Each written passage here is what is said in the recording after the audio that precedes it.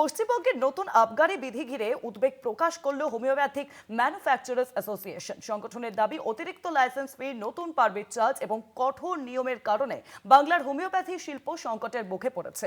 অবিলম্বে এই নীতির পুনর্বিবেচনার দাবিতে সরব হয়েছেন প্রস্তুতকারকরা। একসময় হোমিওপ্যাথিক ঔষধ উৎপাদনের অন্যতম কেন্দ্র ছিল পশ্চিমবঙ্গ, কিন্তু বর্তমানে রাজ্যের নতুন আবগারি নীতির ফলে বহু সংস্থা অন্য রাজ্যে ব্যবসা স্থানান্তর করছে বলে দাবি করেছে হোমিওপ্যাথিক ম্যানুফ্যাকচারার্স অ্যাসোসিয়েশন। সংগঠনের অভিযোগ, শিল্পমহলের সঙ্গে আলোচনা না করেই নতুন এক্সাইজ রুলস কার্যকর করা হয়েছে। এর ফলে উৎপাদন ব্যয় অস্বাভাবিকভাবে বেড়ে যাবে এবং ছোট ও মাঝারি প্রস্তুতকারকদের পক্ষে ব্যবসা চালিয়ে যাওয়া কঠিন হয়ে পড়বে। সংগঠনের দাবি, আগে বার্ষিক লাইসেন্স ফি ছিল প্রায় 10,000 টাকা। নতুন নিয়মে তা বেড়ে প্রায় 2,75,000 টাকার পাশাপাশি অতিরিক্ত বার্ষিক চার্জ ধার্য করা হয়েছে।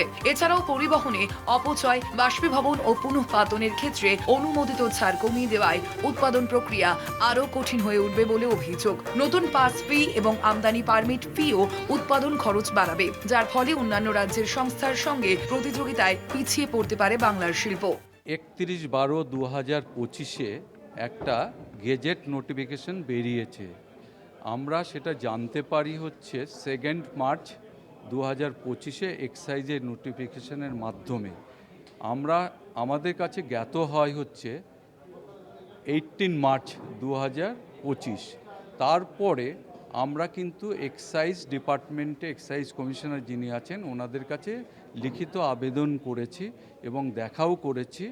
উনি আমাদের এই প্রবলেমটা সলভ করতে পারছেন না। যেহেতু নতুন সরকার এসেছেন, নতুন সরকারের মন্ত্রিসভা এখনও গঠন হয়নি, আমরা যেহেতু দপ্তরে অ্যাডিশনাল চিফ সেক্রেটারি এমএসএমই রয়েছেন, ওনার কাছে আমাদের আবেদন, আমরা অ্যাপ্লিকেশন জমা পড়েছে এবং অ্যাপয়েন্টমেন্টও চেয়েছিলাম। ফাইন্যান্স সেক্রেটারি, সেখানেও আমরা লেটার জমা দিয়েছি নবান্নতে, ওনারাও আমাদের অ্যাপয়েন্টমেন্ট আমরা চেয়েছিলাম, আমাদের সঙ্গে ওনারা কথা বলেননি। ওনারা বলেছেন নতুন গভর্নমেন্ট এখনও ফরমেশন হয়নি, হলে ওনারা ভাববেন। আবগারি কমিশনারের কাছে সংগঠনের পক্ষ থেকে একাধিক দাবি জানানো হয়েছে। এর মধ্যে রয়েছে বর্তমান লাইসেন্সধারীদের স্বয়ংক্রিয় স্থানান্তরের অনুমতি, পুরনো ফি কাঠামো বজায় রাখা, নতুন পাস ফি প্রত্যাহার এবং ভবিষ্যতে কোনো নীতি পরিবর্তনের আগে শিল্পের সঙ্গে আলোচনা করা। সংগঠনের দাবি, বর্তমান নীতির ফলে দীর্ঘদিনের ঐতিহ্যবাহী হোমিওপ্যাথি শিল্প রাজ্য ছেড়ে অন্যত্র চলে যেতে পারে এবং হাজার হাজার মানুষের কর্মসংস্থানও বিপদের মুখে পড়বে।